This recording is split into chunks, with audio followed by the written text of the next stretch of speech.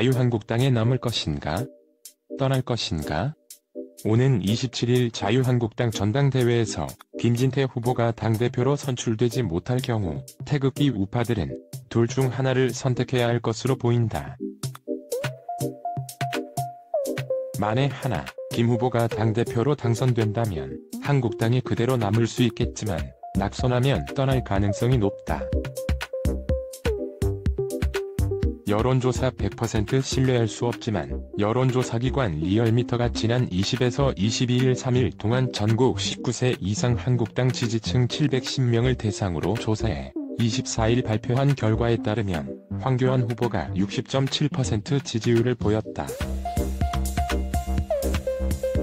이어 김진태 후보가 17.3%로 오세훈 후보가 15.4%를 나타냈다. 황 후보와 2위 김 후보 사이 격차는 43.4%포인트에 달했다. 이번 조사는 한국당 지지층만을 대상으로 조사됐다. 이 여론조사대로라면 황 후보가 차기 당대표로 선출될 가능성이 높다. 태극기 우파들이 김 후보에게 묻지마, 지지를 해줘도 정치는 현실이다. 대세에 따라 결정된다. 이 같은 상황을 염두에 두면서 태극기 우파들은 두 가지를 대비해야 한다. 황 후보가 당대표로 선출되었을 경우 그래도 당에 남는다와 그렇기 때문에 떠난다다. 황교안이 한국당 변화와 혁신을 이끌게 하기 위해서 당에 남아서 압박과 힘을 동시에 실어준다. 아니면 한국당이 더 이상 희망도 변화도 없을 것으로 짐작하고 떠난다. 이런 선택을 하는 데 있어서 주요 변수가 김 후보의 행보일 것으로 예상된다. 비록 김 후보가 낙선은 했지만 태극기 우파의 확실한 지원 받은 것을 증명해 보였다. 그가 당내에서 차지하는 위상은 더욱 커질 것이다. 태극기 우파들은 이 경우 김진태에게 힘을 실어주기 위해서라도 그대로 남아있을 가능성이 높다. 이것은 김진태의 정치적 행보와 밀접한 연관이 있어 이에 따른 옵션이다. 김진태가 자한당을 탈당해서 자신을 지지해준 태극기 우파와 제3의 길을 가느냐다. 그가 선택할 제3의 길은 태극기 우파를 기반으로 한 새로운 우파 정당을 창당하는 것과 대한애국당에 입당하는 것으로 압축된다. 그러나 이 두 가지는 사실상 실현 불가능하다. 김진태가 아무리 태극기 우파로부터 지지를 받고 있지만 혼자서 정당을 세울 수 없다.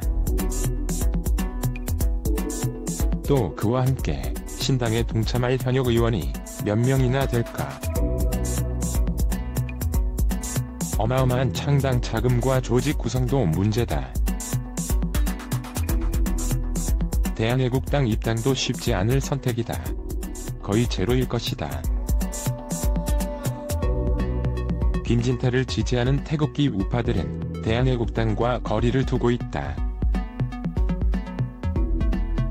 김진태가 이들을 외면하고 혼자 애국당에 입당할 수도 없는 노릇이다. 따라서 특별한 상황 변수가 발생하지 않으면 김진태는 한국당에 그대로 남아있을 가능성이 높다. 김진태의 다음 목표는 2020년 총선 당선일 게다. 이것은 김진태만의 목표가 아니다. 정치인이라면 당장 내년 총선을 염두에 두고 자신의 정치적 행보를 이어갈 것이다. 한국당이 김진태에게 공천을 주지 않으면 모를까, 그렇지 않으면 한국당과 생사고락을 같이 할 가능성이 높다. 설령 배신자 김무성이 당대표가 되었을 경우에도 김진태를 공천에서 배제할 수 없을 것이다.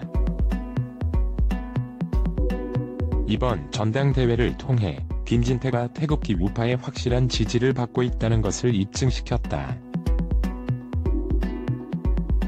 그런 김진태를 친다는 것은 태극기 우파들을 내치는 것과 같다. 황교안이 바보가 아닌 이상 김진태를 안고 갈 수밖에 없는 이유다. 아마도 황교안과 김진태가 더욱 밀월 관계를 유지할 가능성이 높다. 이것은 태극기 우파 세력들을 붙잡아두게 하려는 전략일 수도 있다. 황교안이 당내 변화와 혁신을 기하기 위해서라도 잠재적 우군으로 잡아두게 하기 위함일 수도 있다. 이 경우 김진태 역시 태극기 우파의 지지 기반으로 움직일 가능성이 높다.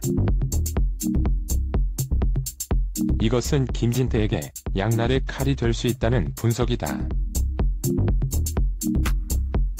이는 김진태가 본격 실험대에 오른다는 것을 의미한다. 그 1차 관문 실험대가 당내에서 김무성, 김성태, 권성동 등 탄핵 찬성 세력들을 아웃시킬 수 있느냐다.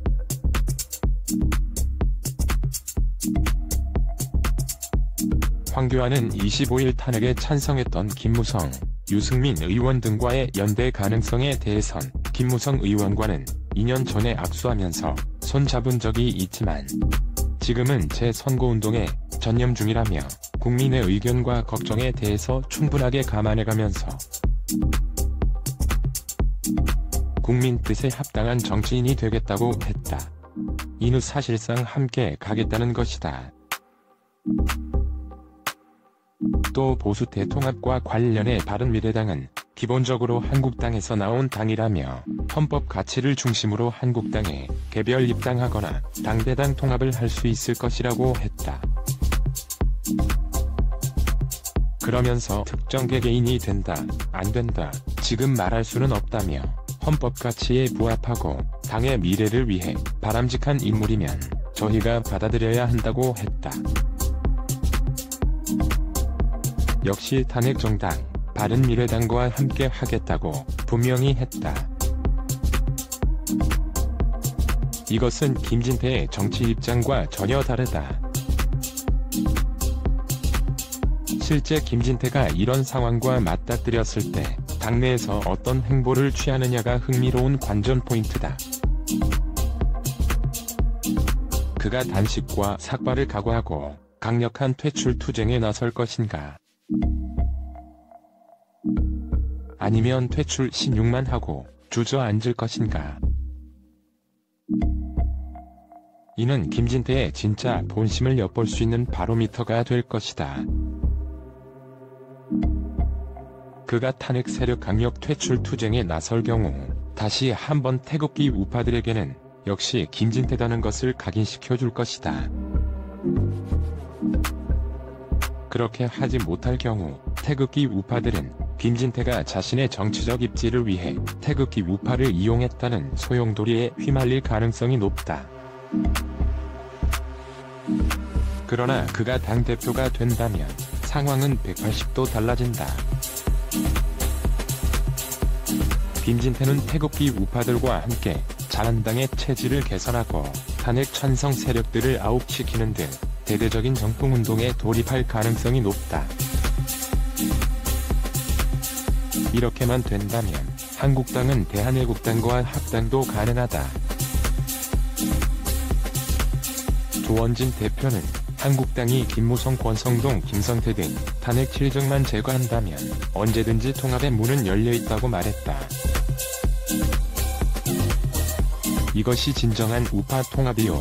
이 경우 반문연대 내지 탄핵 무효연대의 기틀을 만들 수 있다는 분석이다. 나아가 박근혜 대통령 석방과 탄핵 무효, 문재인 좌파 정권 퇴진에 한 목소리를 내면서 대국민 결집을 시킬 수 있다. 이렇게 되기 위해선 우선 김진태가 이번 전당대회에서 당대표로 선출되는 게 핵심이다. 김진태가 반드시 당대표가 되어야 하는 이유와 까닭이다. 이 글을 적는 이유는 다른 뜻이 없다. 낙선하면 이런 구상도 일장춘몽이다. 각각의 변수를 염두에 두고 다가올 상황에 대비하자는 것이다. 이틀 뒤면 현실로 다가온다. 자유한국당에 남을 것인가, 떠날 것인가. 시간상 다음에 생각할 겨를이 없다.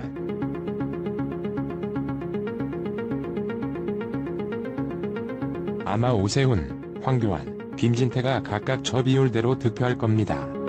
매우 높은 확률로 당대표는 황교안이 될 거고, 오세훈이 만약 40%보다 많은 표를 받으면 그건 대이변이라고 할 수 있습니다.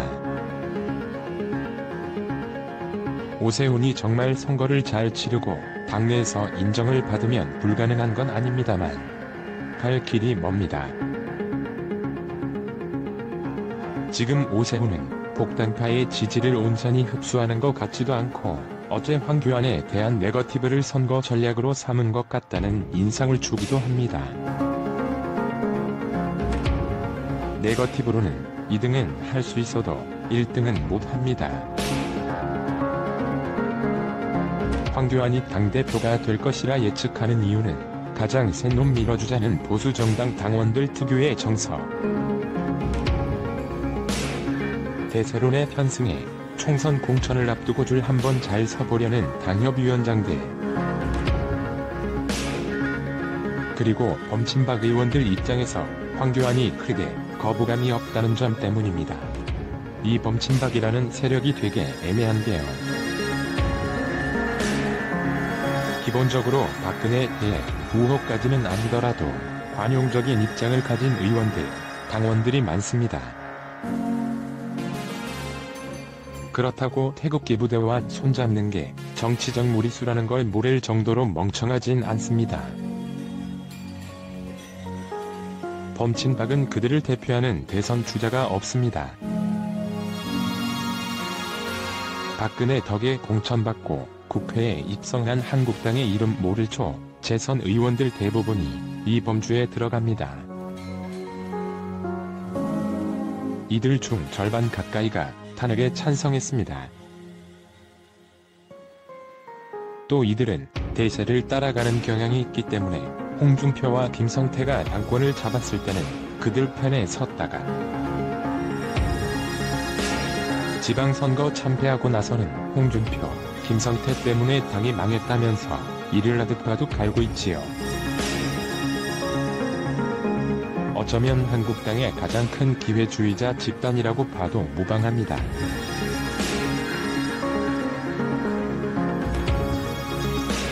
나경원은 원래 비박계였지만 지난번 원내대표 경선을 기점으로 범친박으로 분류할 수 있을 것 같습니다. 지난 포스트에서 언급했듯이 이 세력은 곧 있으면 친원 세력으로 재편될 겁니다. 홍준표가 당대표 경선에 불출마한 건 아무리 계산기를 두드려봐도 당대표 당선이 힘들었기 때문입니다. 황교안이 선두를 달리고 있는 상황에서 홍준표가 얻을 수 있는 표는 많지 않습니다. 본인이 전당대회 나가봤자 황교안의 대관식의 들러리 역할만 할 거라는 걸 미리 간파한 거고, 황교안이 당대표가 되고 나서 인기가 떨어지면 그때 스스로 대안임을 자처하며 판을 뒤집기 위해 등판할 겁니다. 나는 오세훈을 응원합니다. 야권은 박근혜의 굴레를 벗어나 중도층과 수도권 공략에 올인해야 선거에서 싸워볼 수 있고, 이 메시지를 가장 선명하게 내고 있는 건 오세훈입니다. 황교안을 이기지 못하더라도 의미 있는 득표수를 얻어야 자유한국당의 중도보수, 개혁보수 색채가 강화되고 보수 통합에도 속도가 붙습니다. 만약 오세훈이 황교안과의 치열한 접전 구도까지 만들 수 있다면 장기적으로 오세훈이 비박계 대표 주자가 될 수도 있을 겁니다. 그럴 가능성이 높지는 않지만 만약 오세훈이 김진태한테도 밀려서 3위로 주저앉는 불상사가 일어난다면 그건 오세훈뿐만 아니라 보수 야권 전체에 매우 비극적인 결과가 될 것입니다.